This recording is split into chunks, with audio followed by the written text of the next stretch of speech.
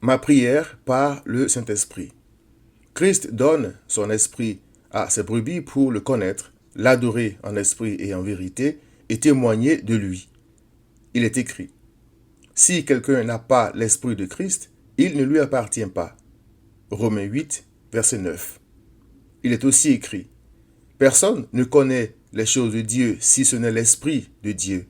1 Corinthiens 2, verset 11. Puisque je ne suis que chair et donc faible par définition, je ne peux prier que par le Saint-Esprit, selon Jude 20. Je demande 4 choses essentiellement. Il est écrit, quand le consolateur sera venu, l'Esprit de vérité, il vous conduira dans toute la vérité, car il ne parlera pas de lui-même, mais il dira tout ce qu'il aura entendu, et il vous annoncera les choses à venir, c'est-à-dire concernant Christ, les choses que les disciples ne savaient pas encore, selon Jean 16, verset 12. Il me glorifiera parce qu'il prendra de ce qui est à moi, c'est-à-dire Christ, et vous l'annoncera. Tout ce que le Père a est à moi. C'est pourquoi j'ai dit qu'il prend ce qui est à moi et qu'il vous l'annoncera. Jean 16, verset 13 à 15. Christ a aussi dit, je suis le chemin, la vérité et la vie. Nul ne vient au Père que par moi. Jean 14, verset 6. La vérité dans laquelle le Saint-Esprit conduit les brebis de Christ, c'est donc Christ.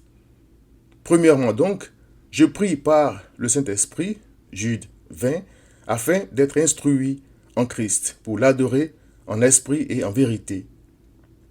Deuxièmement, puisque Christ aime la justice et déteste l'iniquité, je prie par son Esprit Saint afin de ne pas salir son nom par une mauvaise vie, Romains 2, verset 24, mais de porter son fruit et non les miens, Galates 5, verset 19.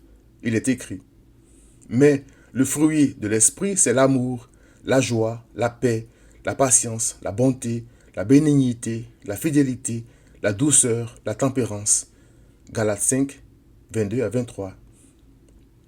Troisièmement, puisque son esprit n'est pas un esprit de timidité, 2 Timothée 1, verset 7, je demande au Seigneur de me permettre, par son esprit, de vaincre la crainte des hommes, car il est écrit, mais vous recevrez une puissance, le Saint-Esprit survenant sur vous, et serez mes témoins.